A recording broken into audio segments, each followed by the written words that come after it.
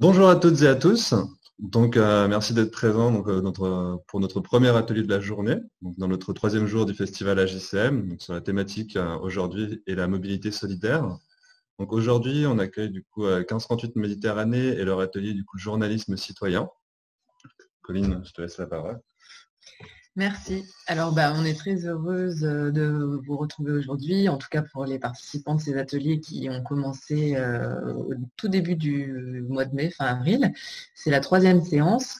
Et alors, juste pour vous rappeler en quelques mots pour les personnes qui ne connaissent pas, 1538 Méditerranée, c'est un média en ligne d'information qui est en fait qui a pour but de parler des sociétés méditerranéennes et des problématiques et grâce à un réseau de journalistes qui sont installés tout autour de la Méditerranée. Et donc, on essaye de publier en ligne un dossier par mois d'actualité. Et puis, on publie aussi chaque année une revue papier qui revient sur un petit peu les grands mouvements au cœur des sociétés méditerranéennes. Et par exemple, le dernier en date, c'était la semaine dernière, c'était sur les enjeux du gaz en Méditerranée parce qu'il y a un nouveau pipeline qui est en jeu et qui rebat un petit peu les cartes des alliances géopolitiques. Donc, on vous donne rendez-vous sur le site 1538 Méditerranée pour en savoir plus. Et en tout cas, on publie chaque mois des nouvelles de la Méditerranée.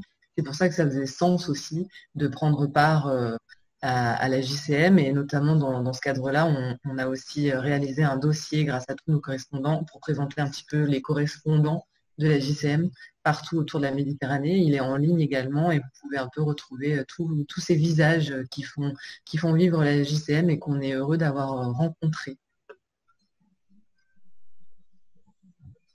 Vas-y, Leïla. Le travail qu'on a effectué depuis la fin du mois d'avril était un travail avec un groupe de jeunes. Alors, il y avait des lycéens, des étudiants, mais aussi des gens qui étaient salariés. Le point commun, c'est surtout l'engagement associatif. Il y a des participants qui venaient du sud de la France, d'autres du Maroc, d'autres d'Algérie et d'autres de Tunisie. Pour certains d'entre eux, il y avait un intérêt pour le journalisme et pour d'autres, c'était surtout pour apprendre comment mieux mettre en valeur les thématiques qu'ils défendent dans le cadre de leur engagement associatif. Donc, ce sont les personnes qui ont travaillé qui vont vous présenter aujourd'hui une partie du travail qu'elles ont fait. Au cours de l'atelier, on avait plusieurs objectifs et c'est ce que Colline va vous expliquer maintenant. Alors oui, l'un des premiers objectifs, en fait, c'était de permettre justement à chaque participant de produire quelque chose. On n'était pas juste dans de la transmission de ce que nous, on fait en tant que journalistes et de notre métier, mais c'était aussi de donner quelques clés très rapides parce qu'au final, on s'est réunis 2 fois à distance. Dans la situation qui était la nôtre, on a commencé, tout le monde était à peu près confiné. Et le but, c'était d'expliquer ce que nous, on faisait un petit peu au quotidien pour permettre, en fait, après à chaque participant de le réaliser en choisissant une problématique, un sujet qui les touchait particulièrement et qui soit en lien avec la Méditerranée et avec les valeurs défendues par la JCM qui sont celles, en tout cas les grandes thématiques de la protection de l'environnement, de l'égalité des genres et avec cette dernière journée de la mobilité solidaire. Donc chacun des personnes qui sont présentes aujourd'hui et qui vont nous présenter leur réalisation a choisi un sujet et puis en fait entre les séances il fallait travailler et il fallait rencontrer des personnes quand on pouvait, poser des questions, il fallait aussi s'approprier la technique donc ça en fait ça fait partie vraiment du travail qui a été fait au cours de ces ateliers et au-delà de la présence quand il y avait ces réunions Zoom, en fait il y a eu un vrai travail de chacun et chacune. Au cours des 2 séances qu'on a animées, on a principalement présenté les bases du travail journalistique et les outils vraiment de base que toute personne peut utiliser. L'idée étant de dire que le journalisme est un travail qui consiste à trouver et vérifier une information et qu'à partir de là, on n'a pas forcément besoin d'être un journaliste professionnel et rémunéré pour faire du journalisme, mais que donc ça peut s'appliquer à des personnes dont ce n'est pas le métier et qui sont dans une activité associative. On a rapidement présenté les différentes formes journalistiques qu'il était possible de faire, comme par exemple les interviews ou les portraits, et vous verrez que certains participants sont allés plutôt vers un exercice d'interview, d'autres sont allés plutôt vers un exercice de portrait. Et évidemment, on a abordé différents formats, écrire, la photographie, la vidéo et l'audio. Et donc, vous verrez qu'aujourd'hui, certains participants ont écrit, d'autres ont fait des interviews de type radio et d'autres ont monté une vidéo. Et voilà, donc on va maintenant leur donner la parole pour qu'ils puissent chacun à leur tour nous présenter le travail qu'ils ont fait et nous expliquer leur démarche. Alors, on va commencer d'ailleurs avec Kautar et Omar qui sont au Maroc et qui ont justement réalisé une vidéo. Alors, avant de lancer un petit extrait pour que chacun puisse se rendre compte de ce que vous avez produit, qui est d'ailleurs un véritable… Il y a du montage, il y a des images, il y a une interview, etc. Est-ce que vous pouvez nous expliquer l'un ou l'autre pourquoi vous avez choisi ce sujet-là parce qu'il est question de Covid-19 et de ses conséquences sur l'environnement. Voilà, bonjour tout le monde. D'abord, je voudrais vous remercier pour tous les conseils intéressants qui nous ont aidés pour réaliser ce reportage. Vraiment, nous avons appris beaucoup de choses lors des ateliers, lors de la réalisation de reportages. C'était vraiment une très bonne expérience. On a vécu comment être un journaliste et on a su à quel point son travail est pas du tout quelque chose de facile. Et voilà, pour le reportage, on a essayé de suivre tous les conseils lors de réalisation. D'abord, on a essayé de choisir un sujet d'actualité qui intéresse le plus nos auditeurs, et c'était le Covid-19. Et aussi, on a essayé de le relier avec l'environnement, c'est le sujet principal de HCM. Voilà, le sujet, on a essayé de l'accrocher en suscitant un véritable intérêt.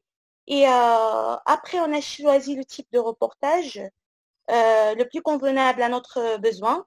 Et c'était la description de faits ou bien le factuel. Voilà, ce genre de reportage répond à ce que nous voulons et décrive le déroulement d'un événement. Et voilà, ce qui concerne la troisième étape, c'était la préparation du contenu. On a défini le fil conducteur, les questions qu'on va passer, la documentation et la montée en compétences autour du sujet et les personnes qu'on va interviewer, je m'excuse. Voilà, en fait, on a trouvé une très, très grande difficulté pour trouver un expert qui va accepter de faire l'interview. Pour le tournage, on a pris toutes les précautions pour que la vidéo soit claire et sympa à regarder. Et surtout, on a pris attention à la lumière et la trace sur un plan visuel, ce qui va entrer dans le champ. Voilà, je laisse la parole à Omar pour qu'il explique plus sur le choix de notre sujet.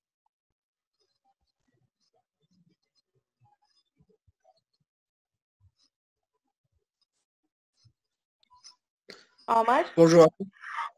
Bonjour à tous. Je préfère de parler en anglais. Okay. Well, we had to work on the video based on the news that we are receiving during this quarantine, because we see the change in our nature generally. We see the change. There's no more cars, there's no more traffic, there's no more pollution, less pollution than before.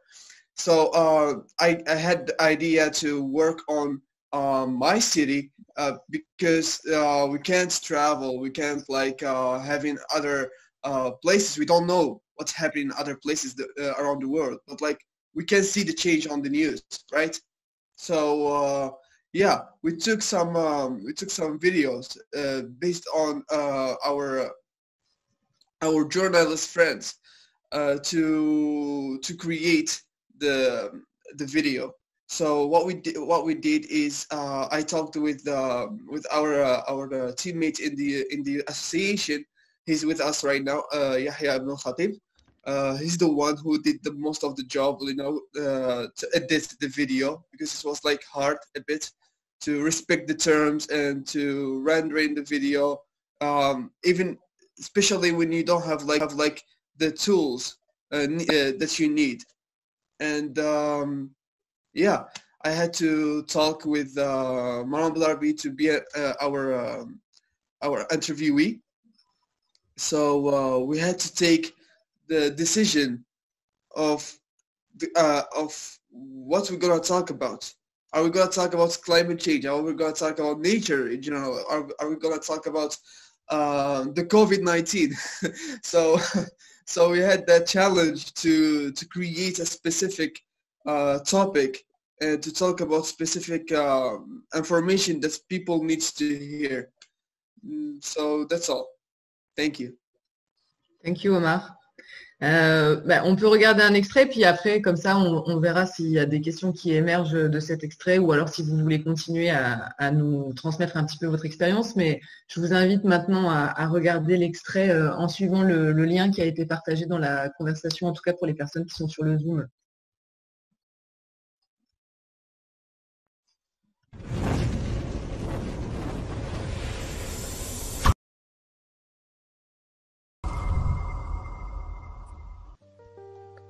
Coronavirus and climate change, how they are related? Is this pandemic a warning message from the nature throughout our irresponsible behaviors? The nature has started healing itself, but it won't be the case if we didn't look back to our harmful actions and behaviors by the intention of changing it. Due to some experts, the COVID-19 pandemic has gave us the chance so we can see the exhaustion of Earth resources.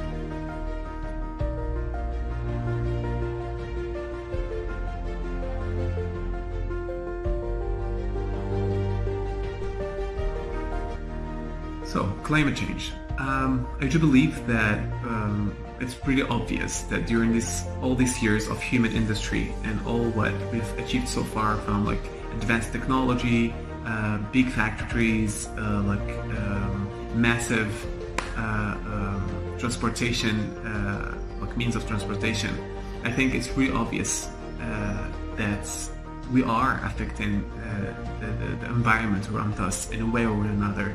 And I do believe that climate change is not something that we believe or not, and it's a fact that doesn't even requires a lot of scientific research. So I think that we're really like harming the nature every single day, like with the factories that pollute water, with the airplanes, with the cars that we drive every day, and other ways of harming the nature with less and less green spaces around us, and that we can see and we can observe from the air we breathe that is polluted, from the water, from the extinction of some species of animals. So that is pretty obvious. So during this pandemic, I do believe that it was a really a great moment to stop or to decrease all these harmful acts that we do towards the nature. I think it was very important for us to slow it down. During the quarantine or the confinement, people were moving less with their cars. Flights had to stop. So many factories had to stop temporarily, and we could see the change. We could see that in Tangier, in my city, during the day, you could really, in the middle of the day, you could see the amount of pollution you can smell in the air because of cars. And I think during this 2 months, I think we had less of that. You could feel and smell the fresh air every day. I think that during this pandemic of COVID-19, we had to put humanity into perspective and really see our size and see that the nature and the environment it goes on, and that there is a big part of responsibility on us, on how we want to protect this world that we are living in. So that's really like a true thing that everyone can observe. One other thing is that now every single person can do something about the environment, and I think we are responsible of this world that we're living in, and we have to take actions in our simple behavior, as the amount of water we are consuming during the day. With a car, for example, if you have a car, you can really drive it when you are really moving to far places.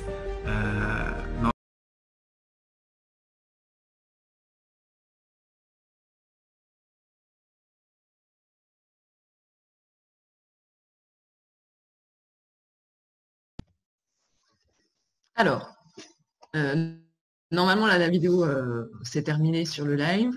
Donc, on a vu un extrait de l'interview que vous avez réalisé avec cette personne-là. Est-ce que vous pouvez nous en dire un petit peu plus sur qui il est et pourquoi il a accepté de répondre à vos questions? Kautar ou Omar?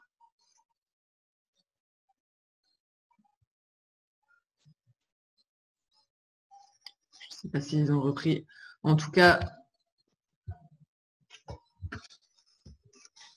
on va essayer de passer au deuxième extrait et puis on pourra toujours revenir après en fin de session s'il y a des questions sur les différentes interviews, revenir à un échange avec Omar ou Kautar. Alors là, on prend la direction de la France avec Clotilde. Donc toi, Clotilde, tu as réalisé un article écrit et tu as voulu parler en fait des changements d'habitude de consommation liés à l'achat de vêtements. Alors, est-ce que tu peux nous en dire un peu plus sur le choix de ce sujet et puis nous lire un extrait aussi de ton article? Oui, alors bonjour. Donc moi j'avais choisi de parler sur des modes de consommation de vêtements et de ce qu'on pouvait en faire après. Donc au départ, c'est vrai qu'il y avait plein de choses sur lesquelles je voulais parler et tout, mais qu'il fallait plus cadrer, comme on avait vu dans les ateliers.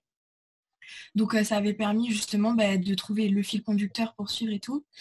Et moi je trouve que franchement dans la mode, parfois il y a souvent des modes de consommation qui sont différents et qui ne sont pas forcément écologiques ou éco-responsables. Et du coup, je voulais en parler et pour ce faire, j'ai interrogé des amis, des connaissances et j'ai essayé de faire un petit sondage pour savoir à peu près qui a acheté quoi, comment et pourquoi. Et du coup, à la fin, j'ai fait un article, un petit, je vais vous lire un extrait. Donc j'y vais. Vas-y. Donc, nos habits auraient-ils plusieurs vies? Achat, seconde main, recyclage, tout ce qu'il existe pour nos vêtements. Variant selon la mode, l'époque, l'âge, les genres et les goûts, nos vêtements sont nos compagnons de tous les jours, confidents des coups de mou ou des rendez-vous tant attendus. Dans notre garde-robe se cachent de nombreuses pièces qui nous habillent tous les jours, mais d'où viennent-elles et avons-nous la possibilité de leur offrir une seconde vie? Lorsque l'on porte notre haut préféré ou encore nos chaussettes favorites, se cache souvent une démarche d'achat qui peut varier, en passant par Internet, en magasin, en friperie ou encore en récupérant les habits des frères et des sœurs. Ceux-ci tiennent une place importante dans notre construction. Sur 10 personnes interrogées, les 10 achètent des habits neufs, 8 les achètent sur Internet et en magasin, et 2 exclusivement en magasin. Derrière ce mode d'achat, il y a l'aspect intact, comme nous le dit Juliette. C'est vrai que je préfère acheter des habits neufs, mais cela n'exclut pas, selon elle, que l'on puisse acheter des habits de seconde main ou en friperie. En effet, lorsque nos habits deviennent trop petits ou que nos goûts changent, il existe l'alternative de la seconde main et du don de vêtements. On vient déposer nos habits dans un dépôt-vente, celui-ci va estimer un prix de vente et s'engage à nous verser un pourcentage de ce prix lorsque le lot trouvera son acheteur. Devenu très tendance, c'est l'occasion d'acquérir des pièces moins chères que lorsqu'elles sont neuves et cela donne une seconde vie à nos compagnons. Parmi les 10 personnes, 7 achètent leurs vêtements dans des friperies ou dans des magasins de seconde main, mais également sur des sites de revente comme Le Bon Coin et Vinted, où les acheteurs choisissent des pièces proposées par les utilisateurs et ils ont la possibilité de les recevoir chez eux. C'est un bon compromis à l'achat de vêtements et d'accessoires neufs et ce mode d'achat est de plus en plus apprécié. Il existe donc de nombreux moyens d'offrir une nouvelle vie à nos vêtements et au lieu de les jeter, il faut toujours penser qu'on peut les donner et ce dans tous les pays. Donc voilà. C'est fini. Merci Clotilde. Alors, est-ce que toi, tu as été étonnée des réponses que les gens t'ont apportées ou tu t'attendais un petit peu à ça? C'est vrai que je pensais pas qu'il y avait autant de personnes qui achetaient en friperie. Bon après, ce qui prime quand même, c'était les achats en magasin et sur Internet. Mais moi déjà, j'ai vu que mes amis, ils se renseignaient quand même beaucoup sur la provenance et que ils cherchaient à comprendre où étaient fabriqués leurs habits et que du coup, ils essayaient d'être plus éco-responsables et ils cherchaient vraiment à plus acheter forcément du neuf, mais à privilégier la qualité plutôt que la quantité et à chercher des habits en seconde main parce qu'on peut trouver des pépites, hein. Enfin, moi, je sais que j'y vais et je trouve des pépites. Et est-ce que l'exercice t'a paru compliqué de recueillir des avis, d'arriver à après articuler les informations dans ton papier? Parce que c'est vrai que là, on voit vraiment la progression. Tu as bien réussi à rendre ça dans ton article. Il y a des bouts d'entretien, il y a des chiffres, etc. Est-ce que ça t'a paru compliqué à faire? C'est vrai qu'au début, c'était un peu dans tous les sens. Enfin, je savais pas vraiment où mettre et tout. Du coup, j'étais un peu dans la pyramide inversée et je cherchais vraiment à mettre dans un ordre pour que ce soit cohérent. Et c'est vrai que c'était difficile au début, mais une fois que ça avait commencé, c'était facile. Voilà. Et Leïla, est-ce que tu as une question pour Clotilde? Oui, moi j'aimerais savoir, comme tu es lycéenne, si tu as trouvé que c'était compliqué de changer de mode d'écriture. Parce qu'en fait, quand on est au lycée, c'est vrai qu'on apprend à écrire d'une certaine manière pour, notamment pour le bac, pour préparer son bac, pour avoir des compétences d'écriture. Qu'est-ce que tu penses de cette différence justement d'écriture que tu as dû adopter pour pouvoir écrire cet article? Pour le coup, c'était pas pareil parce que en cours, quand on écrit, c'est plus à partir d'éléments, enfin c'est plus robot un peu, alors que là, il faut essayer de faire vivre et d'intéresser les personnes qui lisent. Et c'est vrai que c'était pas du tout pareil parce que je l'avais écrit une première fois et je l'avais fait lire à mon petit frère et il m'avait dit bah ouais mais enfin c'est pas ouf quoi. Et du coup je l'avais réécrit pour que ça lui plaise plus et du coup ça m'avait aidé quand même d'avoir le regard d'autres personnes pour développer, quoi. Voilà. Merci Clotilde en tout cas. Et pour répondre aussi à un message écrit, on va mettre en ligne l'article de Clotilde sur 1538 Méditerranée, parce qu'on a un espace où on rend compte des ateliers qu'on fait. Et en tout cas, ce que les uns et les autres nous auront envoyé seront publiés sur un espace dédié sur le site. Donc vous pourrez aller lire l'article complet de Clotilde, ainsi que les autres productions d'ailleurs. Alors là, on prend la direction de l'Algérie avec Assia et Kauter. Est-ce que l'une de vous peut nous expliquer quel sujet vous avez choisi de traiter et qui, pour cela, vous avez rencontré?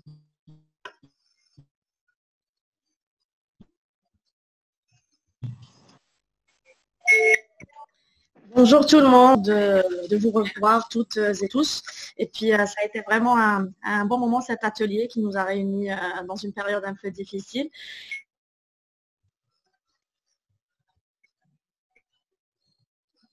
Assia.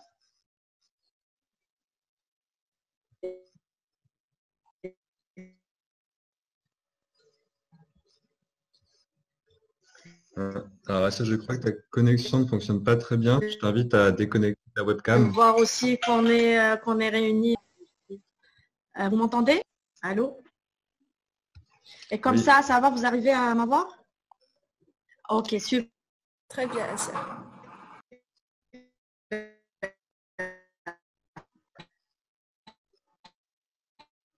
Kauter, est-ce que tu veux essayer peut-être de prendre la parole? Excuse-moi, une minute. Désolée parce qu'en fait, je reçois des appels sur mon téléphone, ce qui fait que ça coupe la connexion. Donc, je disais qu'une fois avoir choisi justement le sujet avec Kauter, suite à notre participation à l'atelier, nous avons eu quand même plusieurs séances de travail à deux, en ligne, toujours, comme on est, nous, encore en confinement.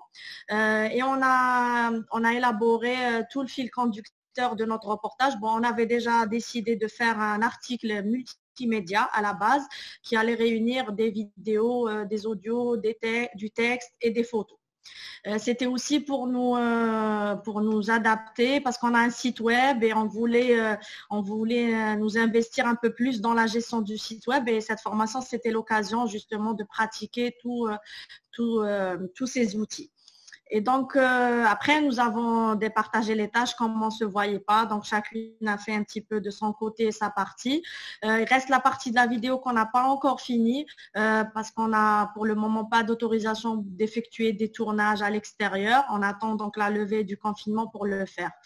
Voilà en gros comment on a travaillé. Donc, on a contacté les personnes concernées avec lesquelles on devait travailler sur cet article.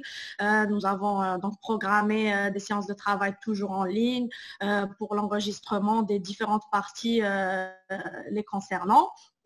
Et donc, voilà, vous verrez dans l'article, il y a plusieurs parties. Donc, il y a une partie qui est concentrée sur un témoignage. Alors, l'idée de l'article en question, c'était de mettre l'accent sur l'engagement en faveur de l'environnement, mais aussi un petit clin d'œil ou un grand clin d'œil à l'engagement féminin.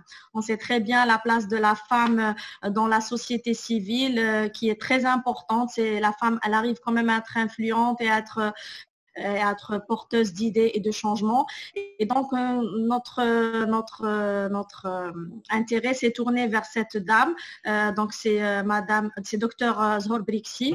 Donc, c'est une dame qui est engagée dans la société civile depuis plusieurs années et récemment, depuis quand même une dizaine d'années, au niveau du R20, c'est une organisation qui travaille avec toutes les régions du bassin méditerranéen. Donc, elle regroupe exactement 20 villes de la Méditerranée. Et donc, au sein de cette organisation, elle est en charge de projets, de formation et de développement, mais surtout de changement de comportement.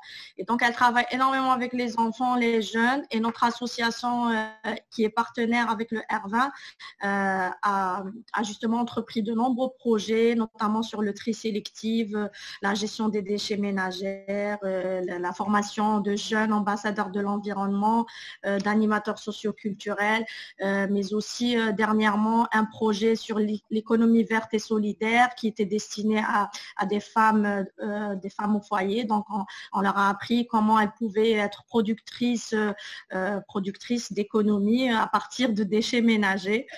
Voilà, donc on a mis un petit peu le zoom sur cet engagement. Ça nous a beaucoup touché parce que c'est une femme vraiment épanouie. C'est une grand-mère de 75 ans qui adore ce qu'elle fait.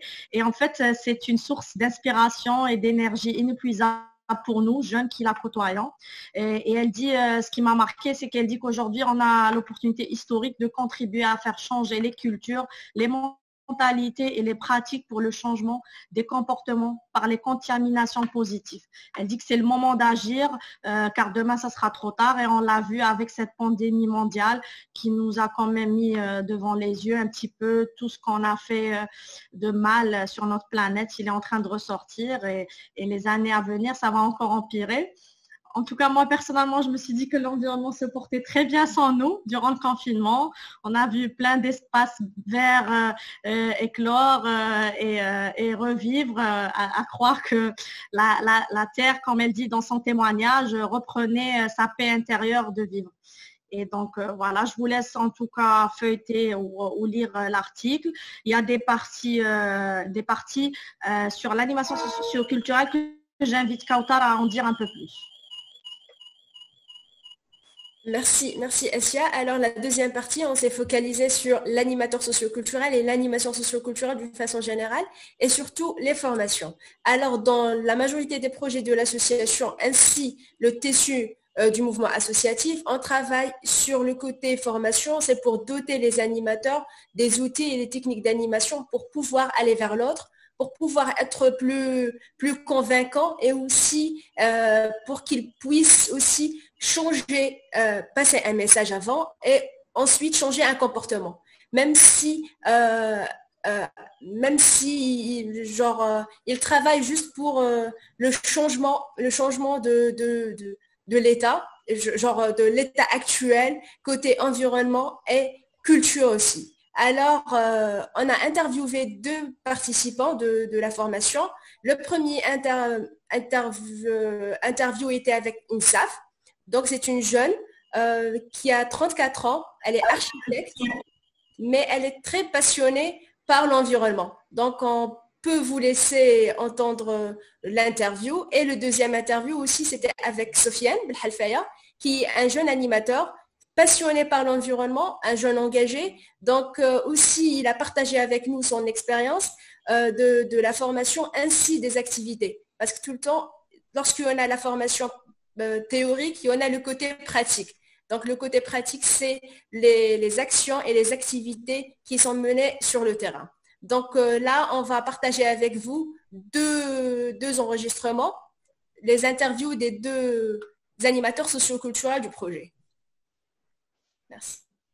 Voilà, Asia. Participation en tant que bénévole formée auparavant par le R20med sur le développement durable, l'économie verte et l'animation socio-culturelle en partenariat avec l'association Santé Sid El Houari dans le cadre de la mise en œuvre du projet Femmes actrices incontournables dans le développement de l'économie verte m'a permis d'encadrer plusieurs activités ludiques organisées et réparties sur plusieurs collèges. Ces activités destinées aux élèves, des ateliers de dessin, de peinture, tri et valorisation des déchets secs ménagers. Et la deuxième partie, c'est l'interview de Sofiane. Donc là, c'est les activités et les affiches des formations. Donc on passe vers Sofiane. Sofiane qui va nous parler sur une partie de son interview où il parle de son impact en tant qu'un jeune dans l'environnement, sur l'environnement plutôt.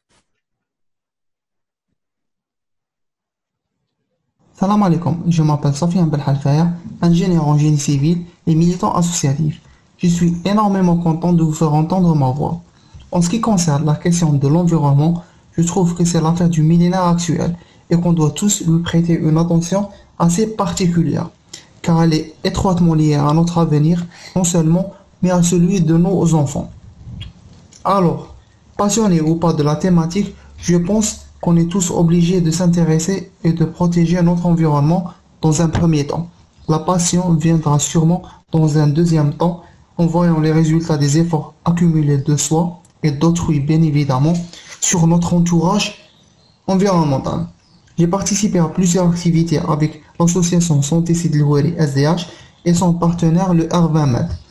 J'ai eu même l'occasion d'intervenir et d'animer des activités souvent culturelles et éducatives qui tournaient autour de l'environnement, le trait sélectif, les objectifs du développement durable, le changement climatique, la pollution, etc. Et à cet effet, je pourrais dire qu'une grande partie des gens sont très intéressés et soucieux par rapport à la pollution et parfois ils sont partants sur place même à entreprendre des actions et des activités dont je cite le nettoyage des espaces publics comme exemple. Le feedback positif des gens, c'est ce qui me donne le sentiment d'être utile et que je participe à quelque chose qui est beaucoup plus grand que moi et qui rentre aussi parmi les objectifs nobles. Pour finir, je dirais qu'on est tous dans un tournant important et qu'on doit tous réagir avec conscience et efficacité pour que nos enfants parviennent enfin à respirer de l'air sain, jouer dans des forêts propres et se baigner dans des plages paradisiaques. Donc voilà l'interview, le témoignage de deux animateurs qui sont soucieux sur l'environnement et surtout qu'ils veulent être des personnes vraiment qui font le changement positif autour d'eux. Justement, on voulait, avec Kautar, mettre l'accent sur le fait que notre démarche, nous, c'est-à-dire chaque association, chaque acteur de développement durable a le choix de la stratégie qu'il veut aborder justement pour travailler sur ce thème-là. Nous, on a choisi tout ce qui est formation des jeunes leaders d'opinion. Les LEP. Donc, on désigne dans un groupe les personnes qui, à notre sens, ont le potentiel d'être acteurs, d'être fédérateurs de groupes et de communautés. Et donc, on les outille avec une formation thématique sur l'animation socio-culturelle, tournée vers tout ce qui est éco-gestes, les ODD, etc. Et on leur donne la chance d'organiser et d'animer des ateliers, des formations, des activités activité pour la communauté, qu'elle soit enfant, jeune, adulte, peu importe. Et donc, c'est comme ça qu'on se dit qu'à long terme, on pourrait vraiment éveiller les consciences et changer certaines habitudes qui aujourd'hui nuisent à notre environnement. Parce que au bout de quelques années d'expérience, pour nous, ça nous concerne, on s'est dit que les volontariats de nettoyage, que planter des arbres à la journée internationale de l'arbre, c'est bien beau, c'est médiatique, ça fait le buzz, mais en fait après, il n'y a plus personne qui s'en occupe. Et l'espace vert, il est encore une fois sali et plein de déchets. Et l'expérience inverse, c'est quand on apprend aux personnes que c'est leur espace, qu'ils doivent se l'approprier, le nettoyer et le préserver, c'est encore mieux parce que ça nous permettrait de multiplier encore plus notre action et d'aller ailleurs. Voilà en gros. Je sais que l'article, il est un peu long, mais on n'arrivait pas vraiment à couper. C'était des personnes... Justement, Assia Kautor, est-ce que vous pourriez nous parler d'éventuelles difficultés que vous avez rencontrées pour faire cet article, parce que je sais qu'on en avait discuté un peu assez avant, qu'effectivement, comme vous avez l'habitude et que vous êtes toutes les deux très investies sur cette thématique-là, vous aviez envie de raconter beaucoup de choses. Donc, est-ce que vous pouvez nous parler un peu des difficultés que vous avez rencontrées? Les difficultés, d'abord, je l'ai dit au début, liées au confinement. C'était vraiment pas évident de travailler à distance, de ne pas voir les personnes. Après, moi, personnellement, Kautar dira sa version aussi. Moi, personnellement, j'ai beaucoup de mal à couper. Je travaille dans ce domaine-là et c'est toujours la même chose. J'aime bien être fidèle à tout ce qui se dit, mais là, je pense que j'ai un petit peu exagéré. Je devrais revoir l'article et quand même résumer un petit peu. Donc, c'était ça la difficulté, mais sinon les sujets les personnes qu'on a interviewées, elles étaient vraiment sympas. Il n'y a pas eu de langue de bois, donc on a préparé 11 questions, ils ont répondu aux questions et voilà, de ce côté-là, il n'y a pas eu de problème. Ouais. Tout à fait, et surtout qu'au début, avant de faire l'article, on a fait la réunion, donc c'est le briefing, et on a classé nos priorités, c'est qu'est-ce qu'on veut passer comme message. Donc c'était un reportage, automatiquement on a posé les 5 W et on a allé vers cette philosophie-là. Donc qu'est-ce qu'on veut passer comme message et aussi quel impact qu'on veut le recevoir. Du coup, c'est pour cela que la démarche était facile, disons, parce que c'était classé, c'était pris par priorité. On a priorisé nos questions et aussi nos intervenants. Alors, et surtout qu'ils étaient sympas, les intervenants. Donc, il n'y a pas eu du tout de couac. Donc, ils ont répondu très, très, très gentiment et aussi, ils étaient très clairs. Donc, voilà. Merci. Mais n'hésitez pas non plus, Martial et Leïla, à nous orienter un petit peu parce qu'on veut quand même mettre l'article en ligne. Donc, s'il y a encore des modifications à faire, des rajouts, n'hésitez pas à nous faire part. Oui, on fera ça sans problème. Tu peux compter sur nous, Assia, et pareil pour les autres participants. On vous fera un retour évidemment sur vos productions avec les choses que vous pouvez améliorer pour encore avoir pour pouvoir à l'avenir, si vous avez envie de continuer sur cette lancée-là, on vous fera évidemment des retours. Mais en tout cas, c'est vrai que c'est très difficile de couper. Hein. En fait, c'est la question du choix. Qu'est-ce que je garde à la fin pour que le message soit clair, pour avoir les informations qui sont nécessaires? Et ça, c'est des questions qu'on se pose, nous, tous les jours, parce qu'effectivement, on rencontre des personnes qui sont souvent fascinantes, qui ont plein de choses à dire, etc. Et on rentre chez soi et on se dit, bon, qu'est-ce que je garde? Qu'est-ce que je coupe? Moi, je me souviens en télé de montage où, en fait, on arrive avec 1 heure de rush et il faut qu'on fasse un reportage d'1 minute à la fin pour la télé. Et c'est un crève-cœur de couper, mais voilà, ça fait aussi partie du métier finalement. Merci en tout cas à toutes les deux. On va avancer un petit peu parce que du coup, le temps file et on va aller du côté, on revient en France avec Cyrielle. Donc toi, Cyrielle, tu as fait une interview audio. Alors, est-ce que tu peux nous dire déjà qui tu as rencontré, puis ensuite on écoute un extrait?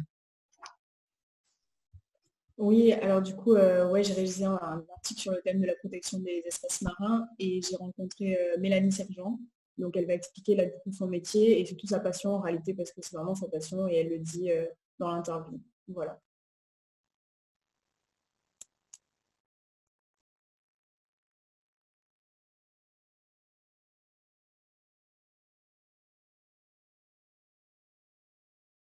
Une femme et son profil. Éducatrice à l'environnement et responsable du pôle mer de son association Le Naturoscope depuis 2008, Mélanie Sergent, une femme engagée et amoureuse de son environnement, nous raconte. Je suis éducatrice à l'environnement et responsable du pôle mer de l'association Le Naturoscope qui se situe à la plage du Prophète de Marseille où nous pouvons accueillir des enfants principalement sur leur temps scolaire pour les sensibiliser à la protection de l'environnement en leur faisant découvrir la faune et la flore de Méditerranée par des petits jeux, des vidéos, la démonstration de nos aquariums aussi que l'on a sur place. Le but étant de leur faire aimer toute cette belle nature, de comprendre comment elle fonctionne et de pouvoir ensuite agir pour leur protection. On sensibilise les enfants de la maternelle jusqu'au lycée, aussi bien dans nos centres d'animation en sortie ou directement dans les établissements scolaires, comme par exemple l'opération Notre propre collège, qui consiste à une prise de conscience des gestes effectués dans la vie de tous les jours, puisqu'on s'est rendu compte qu'il y avait énormément de déchets qui étaient jetés dans la cour ou même à l'extérieur du collège. Donc cette opération a pour but déjà de faire un nettoyage de la cour et ensuite en fait de pouvoir comptabiliser ces déchets par type de matière, pouvoir faire des catégories, les peser, se rendre compte du coup des déchets qu'on va retrouver en plus grande quantité pour comprendre par qui ont été jetés ces déchets et de pouvoir après agir à la source même du problème. En plus du public scolaire, on intervient également l'été sur le grand public, notamment avec la campagne Infomère. Campagne de sensibilisation régionale à destination des usagers de la plage qui nous permet d'installer un stand et de pouvoir proposer un questionnaire afin de récolter.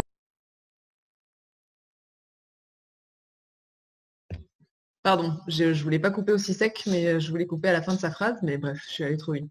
Bon, en tout cas, on comprend là, grâce à l'interview, un petit peu quelles sont les missions de son association. Qu'est-ce qui t'a semblé difficile et qu'est-ce qui t'a plu dans cet exercice, toi, Cyrielle? Alors, ce qui m'a semblé un peu difficile au début, du coup, c'était plus le montage parce que je m'attendais pas, enfin, comme je l'ai fait par WhatsApp, du coup, le temps d'enregistrer tous les vocaux et de choisir, du coup, comme on disait, les passages que j'allais garder et couper.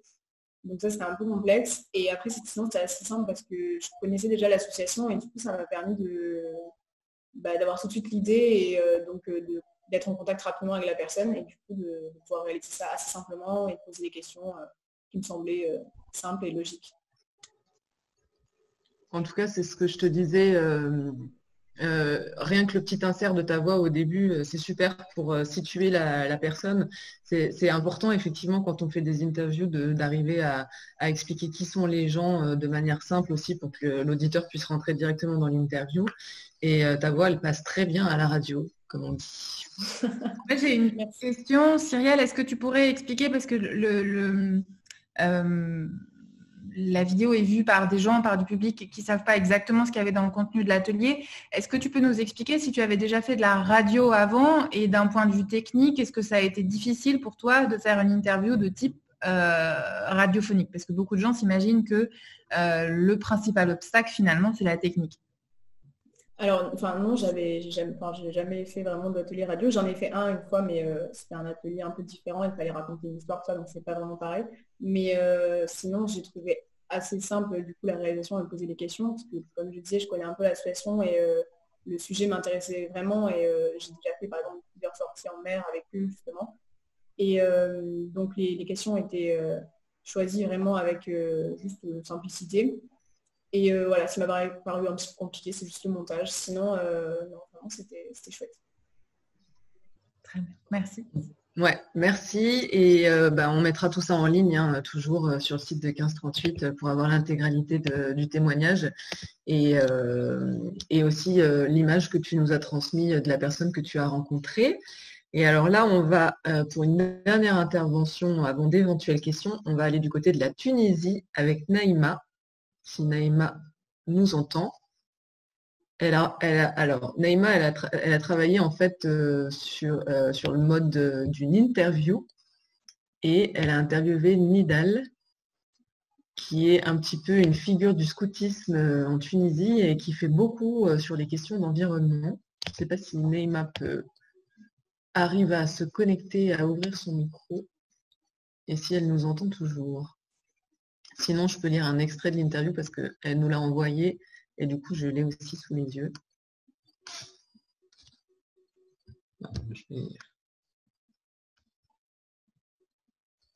Donc, je lis un extrait. Interview avec le commissaire local des scouts en Tunisie. Le scout est au service de l'environnement.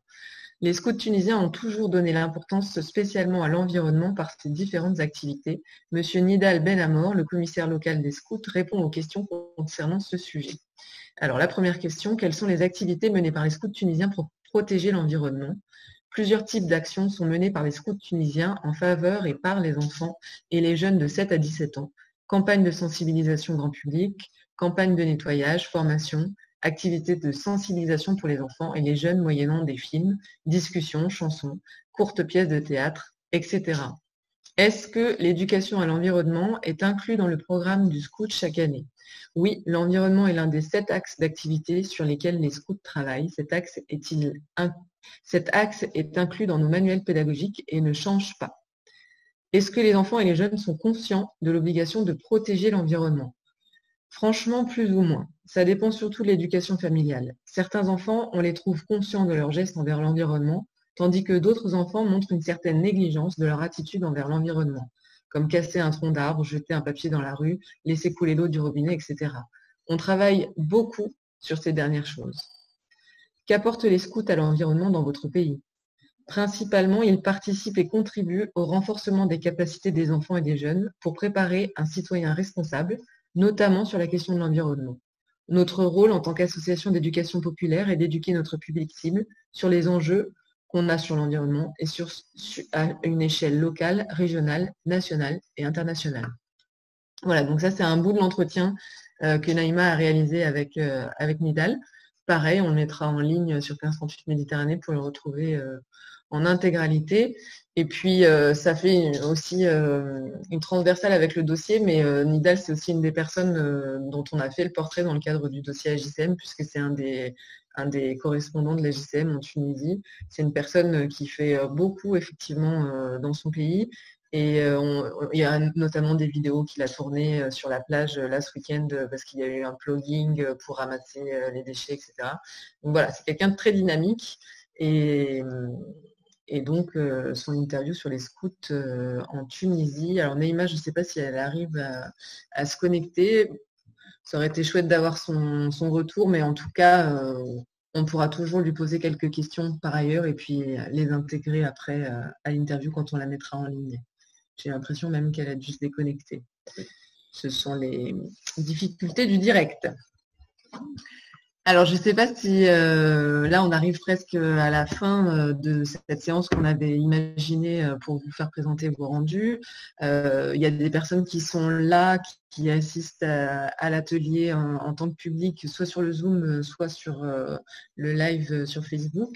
Je ne sais pas si certains ont des questions sur la manière dont on a mené l'atelier, sur les sujets qui ont été choisis et puis l'avantage, c'est que là, vous pouvez poser directement vos questions aux personnes qui les ont réalisées.